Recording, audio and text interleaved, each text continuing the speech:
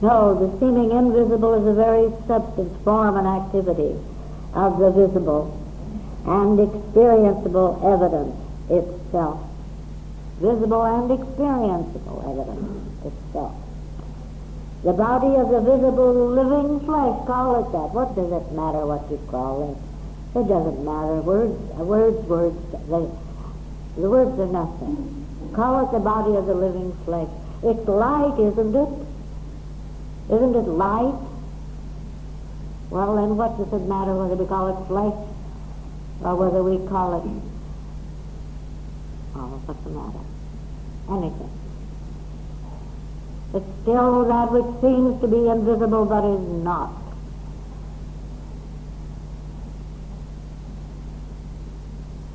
I can't get over the glory of you. Of you.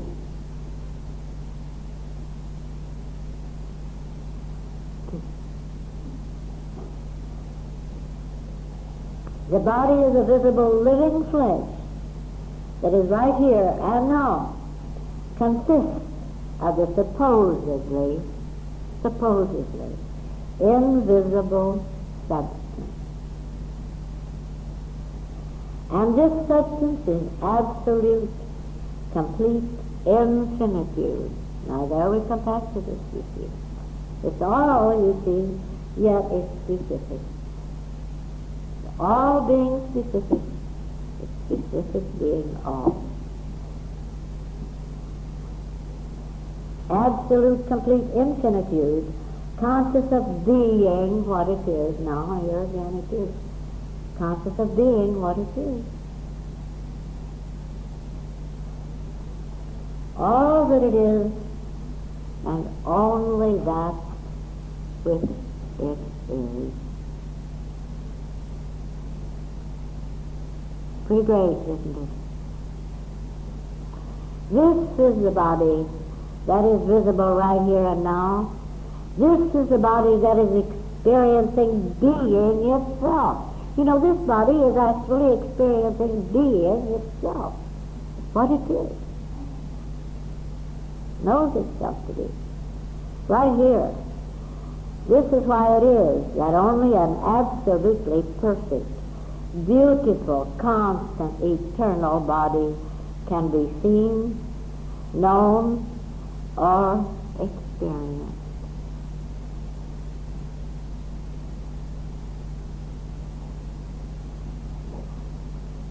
Beloved, does it seem to be impossible to you? No, I don't believe it does. Because you could not be the light I'm seeing here and have it appear to be impossible. You know it. You really know it. You will recall Job, who said, "In my flesh shall I see God." And this is exactly what happened, isn't it?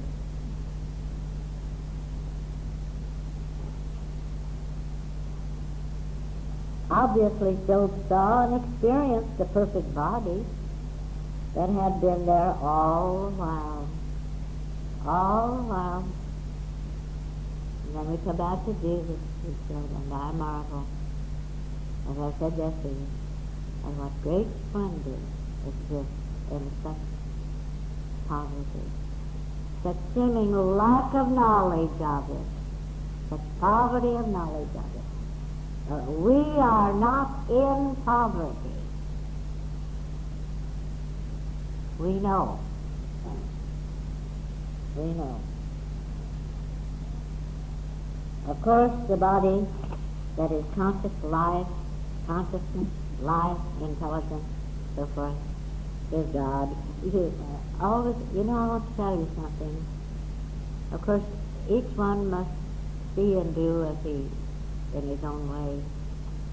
I want to tell you that I know of no way in which this fire stays the bright, bright flame other than to every so often say God in your heart, in your mind, all through you. Let your whole body say God. It's not being a fanatic or anything like that. It's because God is the whole thing. You've got it there in 3 letters. The whole thing in one little word here. You see. Look at all the words we use trying to say what God is. And we could just say it in one word. God. God.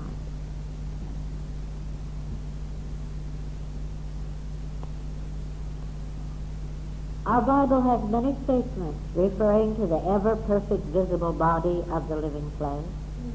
In John 1:14 we read, "And the Word was made flesh and dwelt among us." Remember that?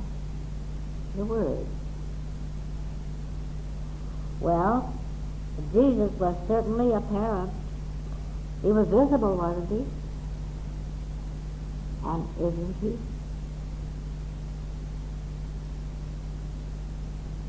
Isn't he? The Word is made flesh. What is this Word? John says in the first verse there, and the Word was with God, and the Word was God. Well, of course, the Word is God. There's just one word anyway, and that word is God. You come right down to it. So, Jesus was certainly apparent as a visible body of flesh, too. How much good would he have done if he hadn't been? Wasn't a definite fulfillment of purpose? Let Jesus be apparent as a visible body of flesh? Well, isn't there a definite purpose in you being apparent as a visible body of flesh? Of me, of everyone, of the lamp, of this, of everything? Of course.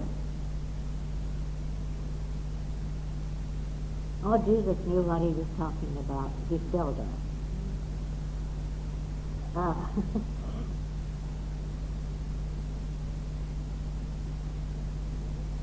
No, Jesus was certainly apparent as a visible body of flesh.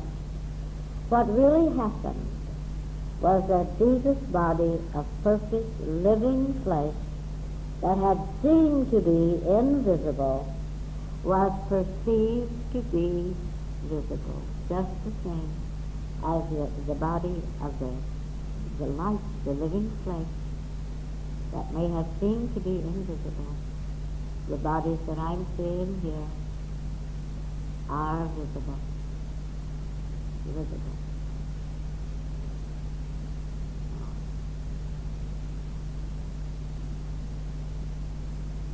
I just love to look at it. I really do. However, there is at least one episode recorded in the Bible in which the seemingly invisible perfect body suddenly became visible. And this is the case of the leper who appealed to Jesus for help. And the Bible says, "And there came a leper to him, beseeching him, and kneeling down to him and saying unto him, If thou wilt, thou canst make me clean. And Jesus, moved with compassion, put forth his hand and touched him, and saith unto him, I will, be thou clean. And as soon as he had spoken, immediately the leprosy departed from him, and he was cleansed." Mark 1:40-42. That's a wonderful thing, isn't it? Did Jesus heal him of anything? We know better. Here is a wonderful portrayal of the instantaneous perception and manifestation of the perfect visible body which had seemed to be invisible. Just a moment before it seemed to be invisible. Instead, there seemed to be something visible that was not this body at all. Not at all. Now, if that body of living flesh had ever been leprous or imperfect, it could not have instantly become clean and perfect. We know that. That just makes sense. What happened was that Jesus saw the seemingly invisible perfect body so clearly that it was visible to all, and the appearance of a leprous body was obliterated. That which seemed to be imperfect was only an appearance. It simply wasn't there. It wasn't there. It couldn't be because the light was there. And the light was all there was there. The body of light. Only the false appearance disappeared. That's all that can ever disappear. Really. The body remained. The body remained. And it was identically the same perfect body of living flesh that had been there right along. That's another thing. Nothing happened. Nothing changed with that body.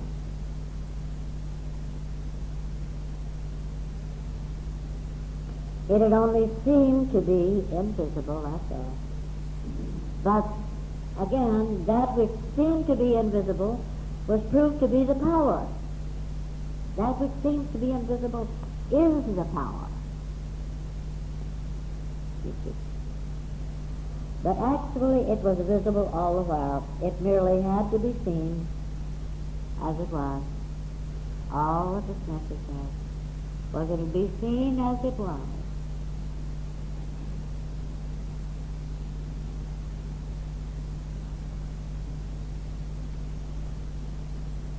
Always it is only an appearance of imperfection, that appears to be the imperfection that is non-existent. Wait a minute, I don't want to miss it. Yeah. There is and can be no visible or experienceable genuine evidence of imperfection. That can't be. Utterly impossible. This is true because there really is no imperfection. To be, imperfection is not a fact, you see. It's not an absolute truth. There is no such thing as imperfection at all. So how can there be any visible evidence of it, of something that doesn't exist? There can't be. No, there is really no imperfection to be or to become visible or experienceable. The only substance that can really be visibly evident is absolute, infinite, perfect, living consciousness. And this is light. All is light. Any appearance of imperfection is not the evidence of this absolute perfect consciousness. This is all that can be evidence. Thus, it is not the evidence of anything. You see, that which is called imperfection is not the evidence of anything that exists, so it's not evidence. The only thing the way it can be evidence, the only thing it could be evidence would be if there has to be something existing in order for it to be evident.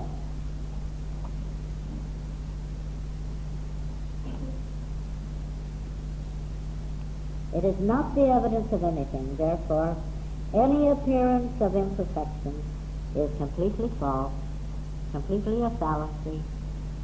Well, just a plain lie, which actually was no basis upon which it can stand. It is not substance, it is not activity, it has no existence. Now the reason why this substance, visibly evidenced in form, is so perfect is that absolute conscious perfection is the visible evidence in form of just what it is. Do you want me to read that again? The reason why this substance, visibly evidenced in form, is so perfect is that absolute conscious perfection is the visible evidence already in form of just what it is. It's already here, visibly evident. That's why there is no substance in form that is visible that is not the infinite. Now this is a terrific statement here. I'm going to start this again. There is no substance in form that is visible that is not the infinite, absolute, perfect consciousness of being, that being what it is. There's no use to claim any other kind of visible evidence because there is none. Might just as well give in. Might be. Thus, there is no visible or experienceable, imperfect, or temporary evidence or substance in form at all. Now, I'll tell you, it may seem to you that it'd be impossible to walk around in the world and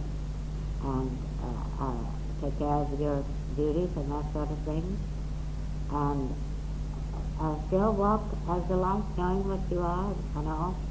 It is not. It is not, I tell you. You can catch planes, you can go into hotels, and you can, live what is called a perfectly normal life, and you do. It doesn't matter what anybody, might, you find things are very smooth and very loving and very kind, all that kind of thing. And once in a while, someone gets onto you and they see the light shining through, and they'll come over and say, well, what is this glow or something? Someone you saw before, something like that. But for the most part, no one notices anything. You just go ahead. You don't take off in the middle of it and fly off somewhere and make a fool of yourself. You don't walk in front of cars or anything. You just but it is possible, and it's a wonderful life. It really is a wonderful life. Now that which seems to be, but is not, invisible, knows nothing of imperfection at all. So that which seems to be the invisible life that is here, know one thing about being an imperfect life, an imperfect consciousness, an imperfect God. No, it knows nothing of imperfection, of age, of sickness, of deterioration. This substance, knowing nothing but its own absolute perfection, even when it seems to be invisible, also knows nothing of the imperfection as its visible manifestation of what it is. Clear? Want it again? Yes. Now this substance, knowing nothing, I'm talking about this substance that seems to be invisible. This substance, knowing nothing but its own absolute perfection, when it seems to be invisible, also knows nothing of imperfection as its visible manifestation of itself. Now, is it clear? Now, can the infinite, absolute, all completeness exist as incompleteness, as any focalization of itself at all? How can the infinite, all completeness exist as incompleteness, as any focalization of itself? It doesn't, don't you see? Is God ever present as only part of himself, or as only part of its allness? Is God ever present as only part of its absolute perfect completeness? Can God, infinite omnipresent awareness of being, be present unequally? No. Can God, who is ever present equally, be present at any focalization of itself as incomplete awareness of being? Then can you possibly be incompletely aware of being what you are? All that you are, and only that which you are. No, you can't, and you don't. You know. Now, you can joyously say, I am completely conscious.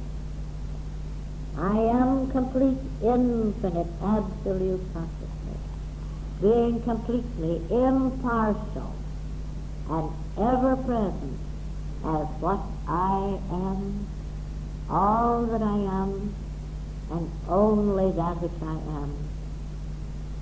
All that I am right here, right now, eternally, constantly. I'm going to see how much farther this particular subject goes, because yes, we'll finish up again here. There is no partial God anywhere. There is not even a pinpoint where there's a partial God. Not even that much. God is completely impartial and ever present as all that God is. Every focalization of God is all that God is focalized. There are no partials. God does not manifest himself incompletely. God is impartial completeness and manifests itself as infinite, absolute, omnipresent completeness.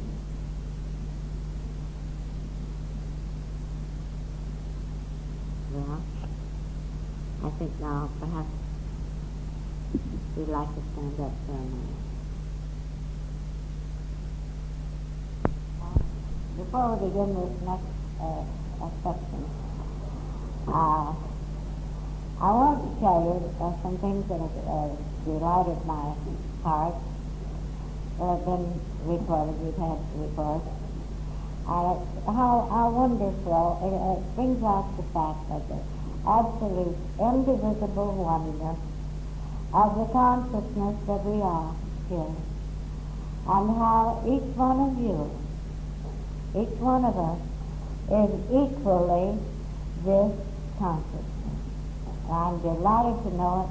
I'm delighted to, I'm not surprised at all. In fact, I really believe I would have been surprised if it hadn't been this way. But one after another comes and said to me, why, this is the most amazing thing, or something like that.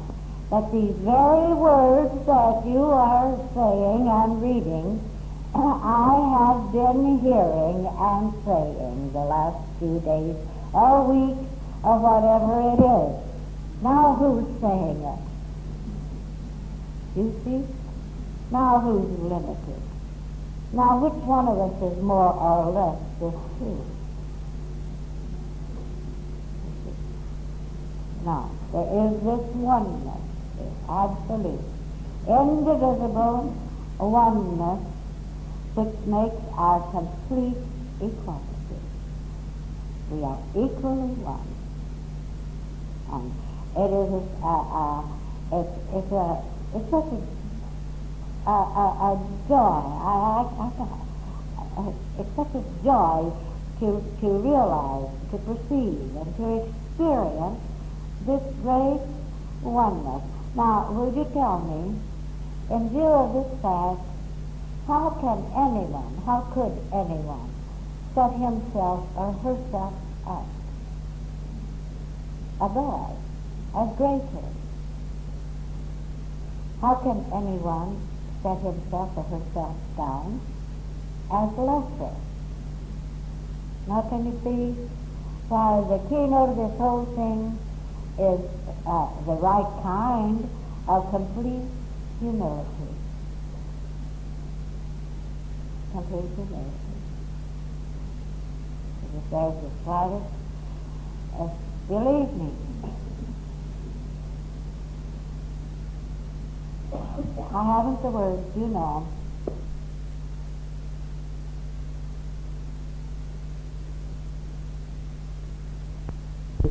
Glad to know it. I certainly am. Now, infinity. Absolute perfection, you see. It's absolute perfection that's aware of being. This is what we're after here. Absolute perfection, aware of being equally present everywhere. There is no other awareness of being. So, I am that. Now here you are all blazing light again.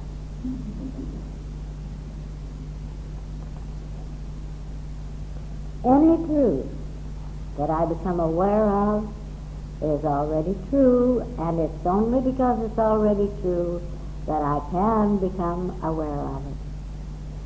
Any truth that I become aware of is already true and present in and as the consciousness that I am.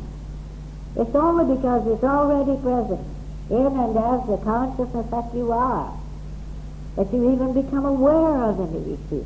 And someone said something about, well, they see all of this intellectually, but they don't see it. There's always that report. Why, for heaven's sake, no one can see it intellectually. It's understandable how one would feel that if they what you call this.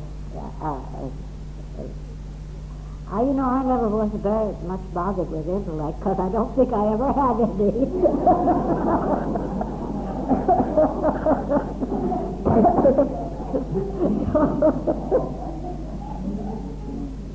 No, I'm not joking nearly as much as I seem to be. But, no. Now, the very fact, I feel I must stop and say this here, the very fact that we accept this truth, we acknowledge it. Inherently, we know that it's true, or we wouldn't fool around with it at all, you see. Well, no intellect like that, you see. It doesn't. So, if we can just, I feel I must say this, particularly for the one that's mentioning this, instead of feeling, well, remiss, because we maybe accept it and yet have not felt this surge or had what we call illumination or anything like that. Instead of feeling remiss and kind of say, well, what's the matter with me, business, you know, say, all right, I acknowledge, I accept, I know. The only I that can acknowledge and accept at all is the one I that is already it, and let it go at that. And it'll continue.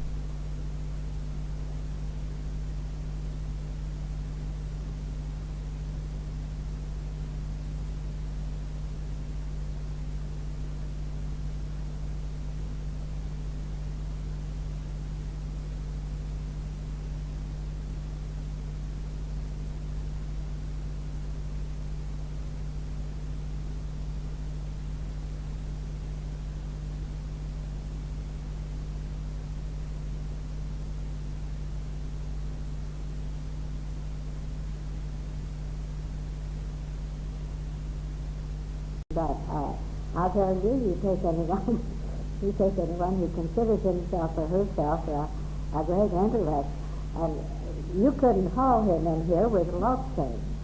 He wouldn't have anything to do with it, you know. It'd just be perfectly silly to him. He'd be the fellow that'd bring around the little men in the white suits. No, no, it isn't like that. But just to accept it. It never matters to me where anyone may seem to be, and I'm saying seem to be in there. If they can just say, well, I just know this is the truth anyway. Well, that's all needed. It's sufficient. So, now wait a minute. Any truth that I become aware of is already true and present in and as the consciousness that I am already. But once I consciously perceive this truth, I am aware of its presence. Thus I am aware of being this presence. Once I consciously perceive it, I, consciousness, aware of being, am the substance, form, and activity that is this body. I, consciousness. Therefore, I am the body, conscious of being the absolute truth. I'm going to say it again.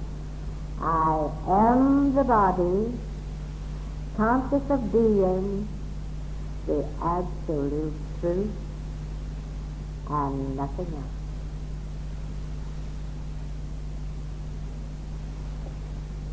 Now, since infinite consciousness focalized, since I, infinite consciousness focalized, am aware of being this absolute truth, this consciousness that I am, it must be manifest. It must manifest the absolute truth I am aware of being. It's got to, because I'm aware of being it.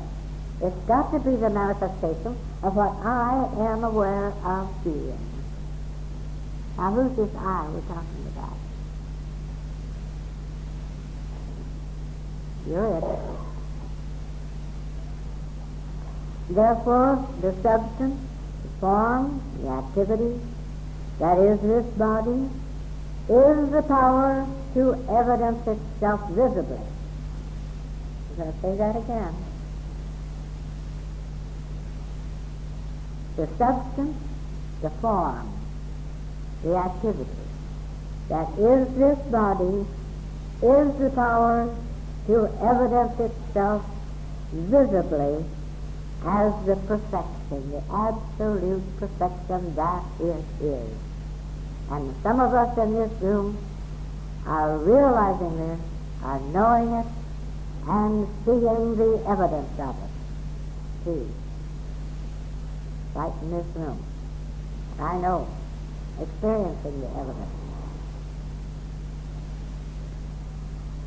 This power seems to be, as I said, invisible.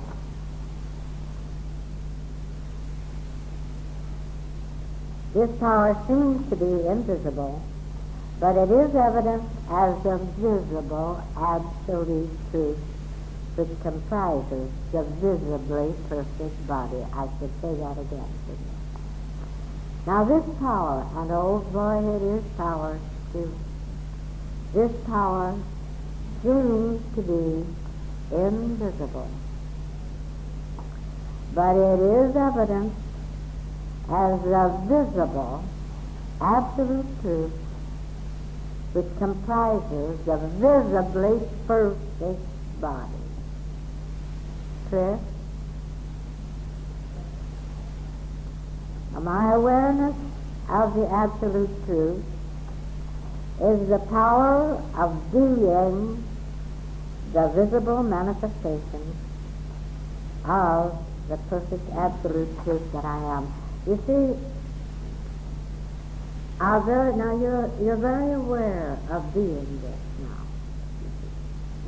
And your very awareness of being this absolute, perfect being that you are, this infinite perfection that you are, is the power to manifest itself as the visible manifestation of you knowing what you are.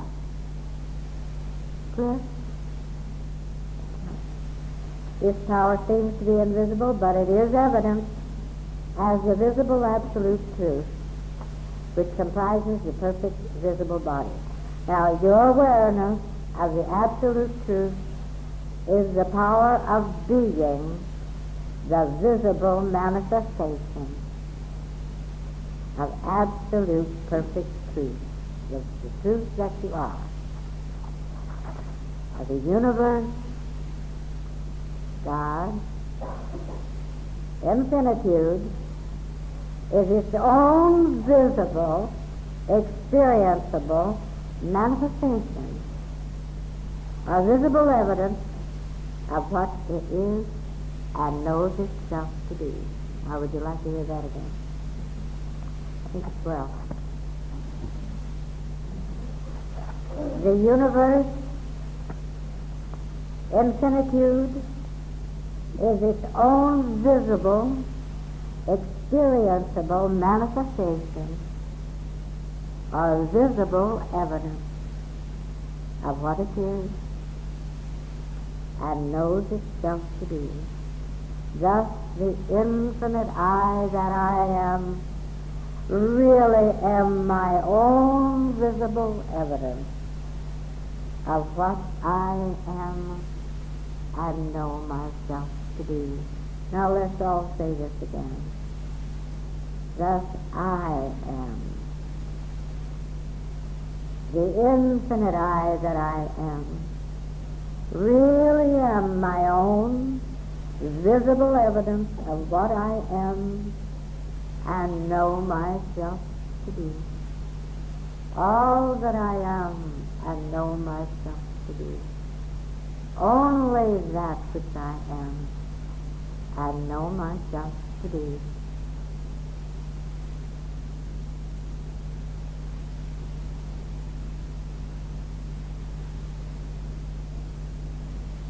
There is nothing in existence that can compel the omnipotent I that I am to see myself imperfectly or as being imperfect. Nothing can make you deceive yourself. What can make us deceive ourselves? Absolutely nothing. There is nothing that can compel the absolute perfect consciousness that I am to know or to experience imperfection.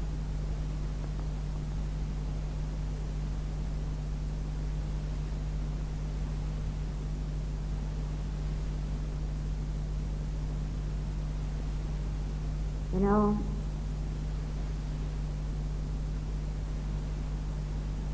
once, I'm sure that you must realize that I've stubbed my toe on every rock along the road.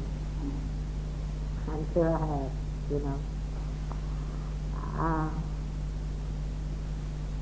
But once, when things seemed to be pretty terrible, I seemed to be suffering a very great deal,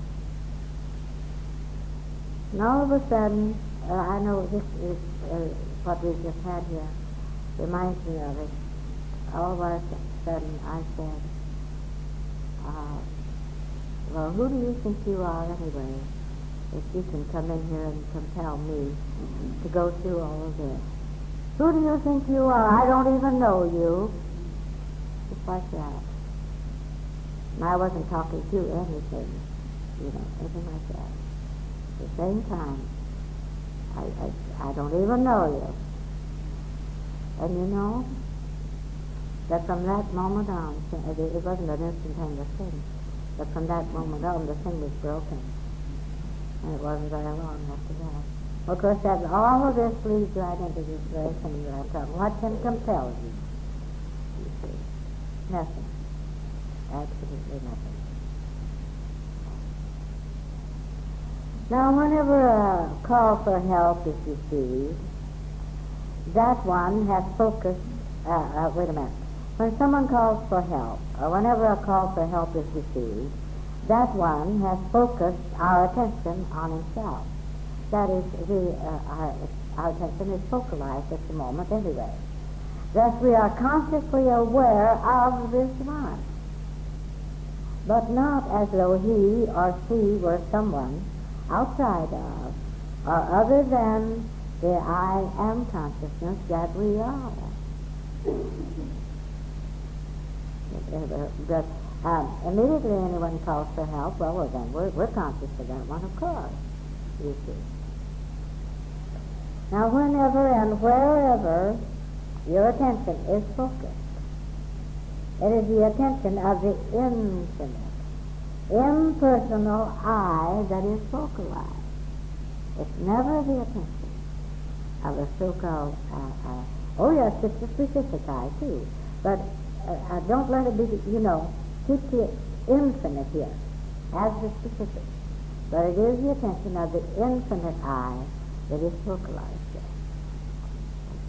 And it's, and so long as a call for help has come in, all right, this particular, this concrete being, this specific, has simply focalized the whole infinitude of our attention, you might say, right, and as his own being, which is our being too.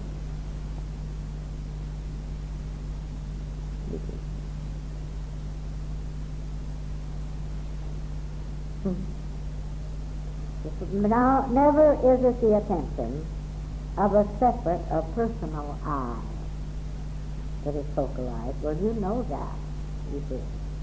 On or as another separate personal I. There just ain't such. Now, only in this way can you be absolutely certain that the infinite omnipotence that you are is indivisible power, is the absolute indivisible power that is functioning as your contemplative perception. Only way. Now you might like to hear that again. I don't know, would you? All right, now I'll start with this. Never is it the attention of a separate or personal I focalized on or as another separate personal I, but only in this way of the whole infinitude of you see, being focalized, completely impersonally, but specifically just the same, you see. Only in this way. Well, I'll get a page turned up. Can you be absolutely certain that the infinite omnipotence that you are is the indivisible power that is functioning as your contemplative perception?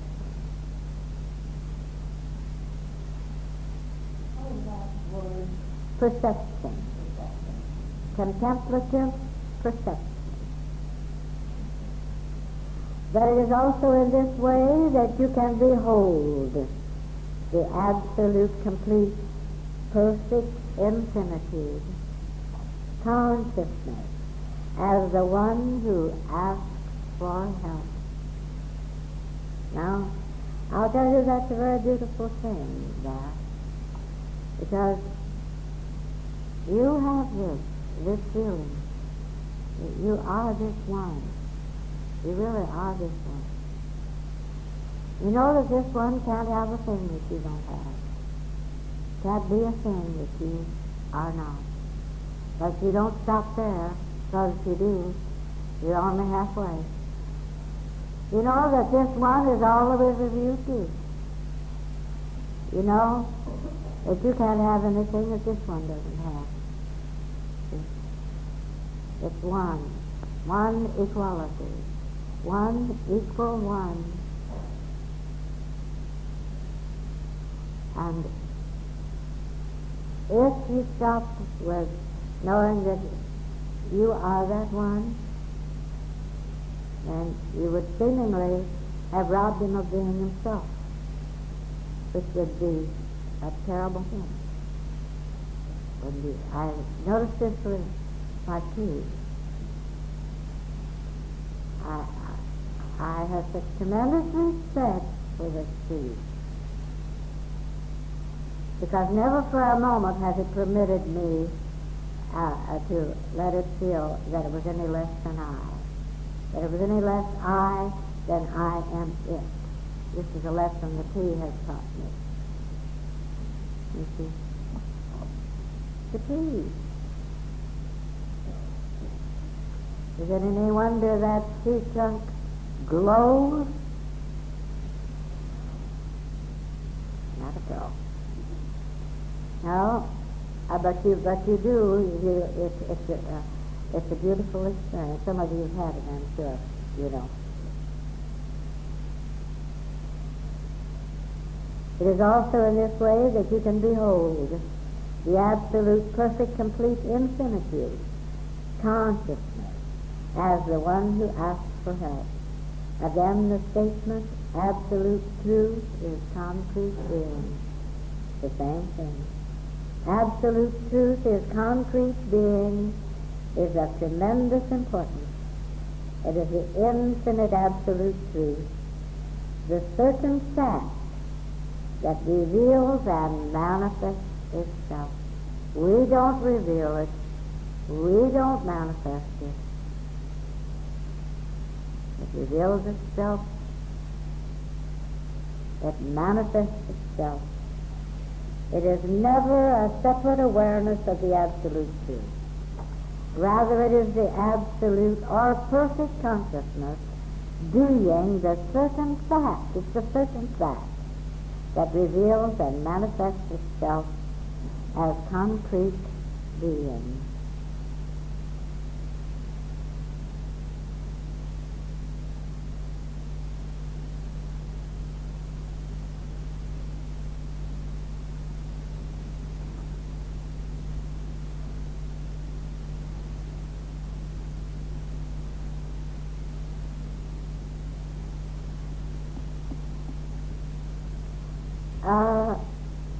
You know, this thing, I just realized, the thing we were talking about, that the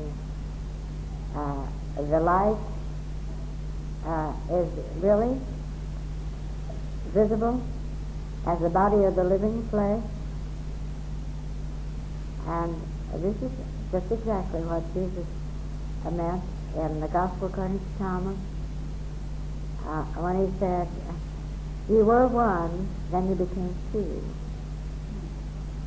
When you make the two one,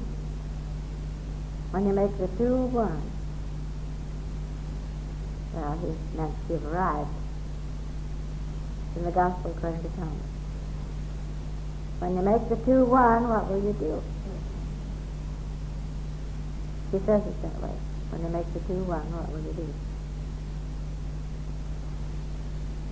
Don't fool around with two. Just one. Now, I don't know, things are working still here. I mean, there's such an activity. I'm not to get stopped here anywhere, so bear with me, will you? Sorry.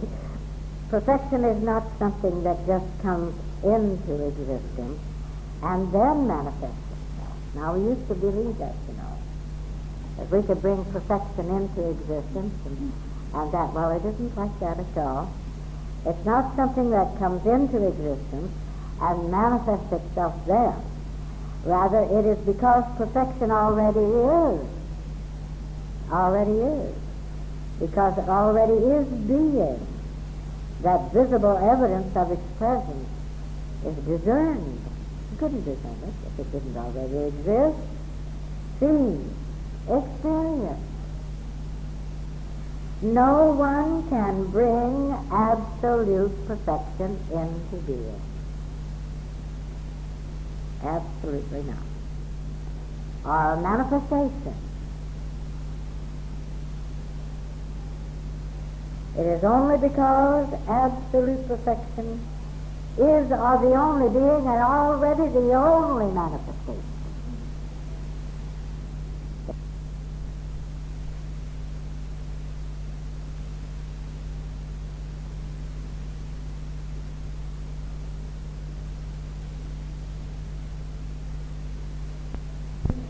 Perceived, experienced, and visibly evident. Let's stop this thing of honoring by one little iota anything and saying, oh, I know it's false evidence, and I know it isn't real. You see, no good. Not for us. Yes, it used to be. It is for most. That's fine. But we're not at that point. That's all. You know. What is the power of this absolute truth? The power lies in the fact that it is already true. That's the power of it. Because it's already true.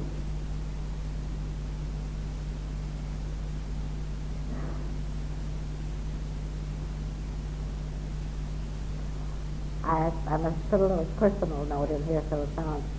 But when this first came to, something I almost never do, but it was such an impact, and I ran over to the where the family lives, the side of the house, and I rushed into Thelma's room. I said, "Oh, Thelma, what do you think? What is the power of this truth?"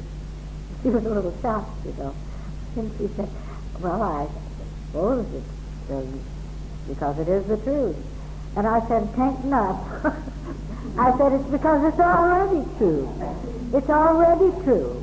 And it's all that is true. It's all that's ever been true and all that's ever going to be true.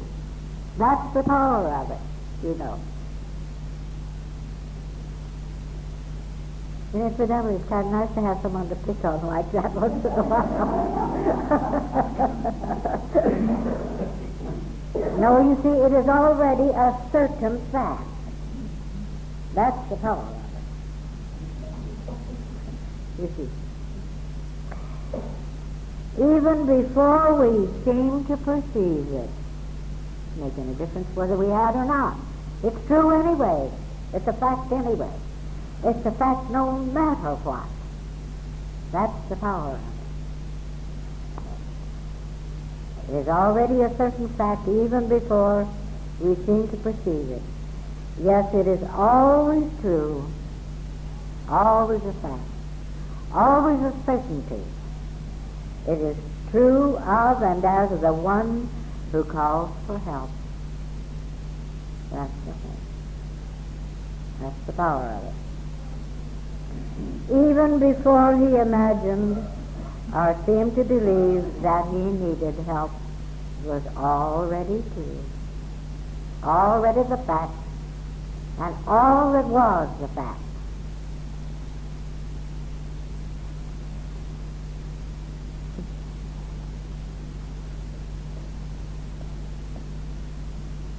Absolute truth is absolute complete perfection, and this is the way all things eternally are. This is the significance of the statement in our Bible, before they call, I will answer. Before they call, I have answered. Before they call, I am the answer.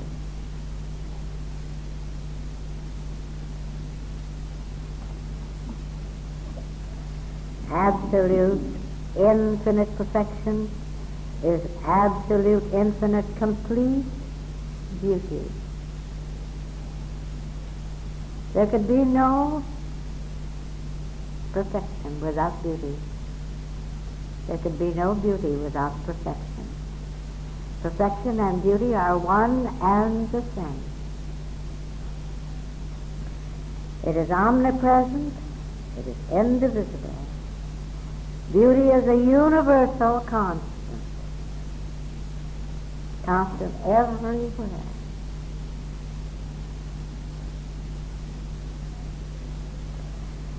Perfection is beauty, even as beauty is perfection. For example, now I want to see before I we better not go into this because there's quite a lot here, and I don't want to interrupt it once we get into it. I think we'll close our session for today.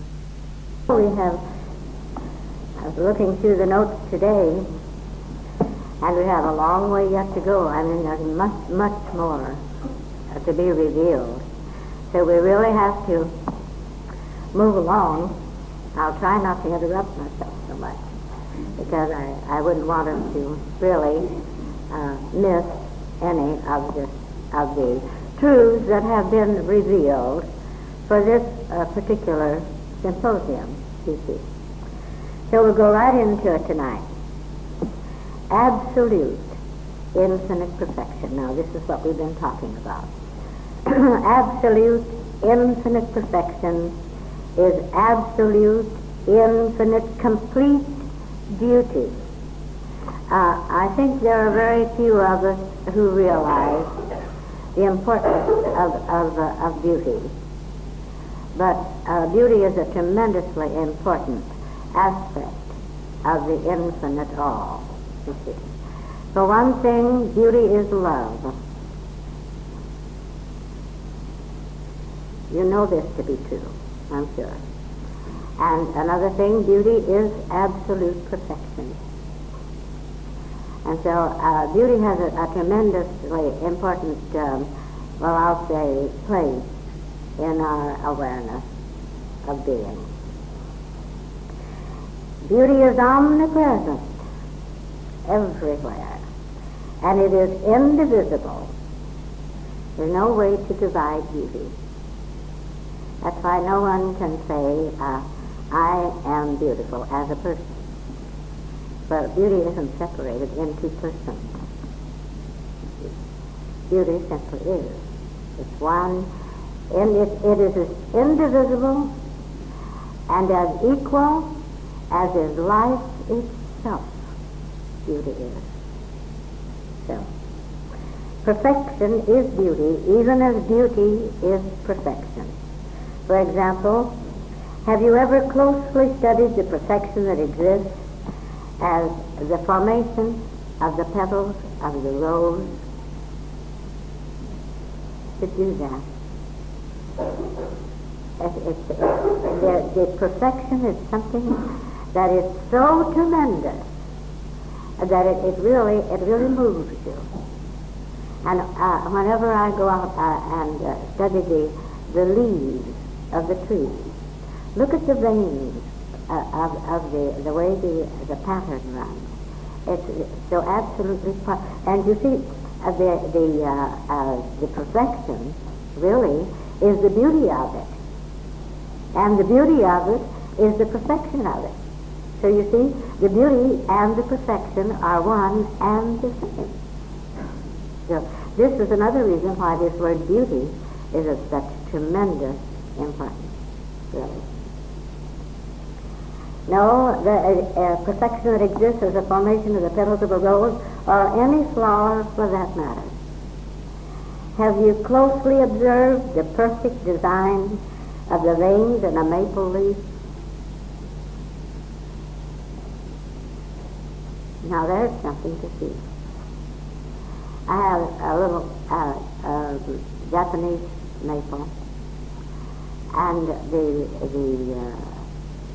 the design in that blossom is something that really moves you.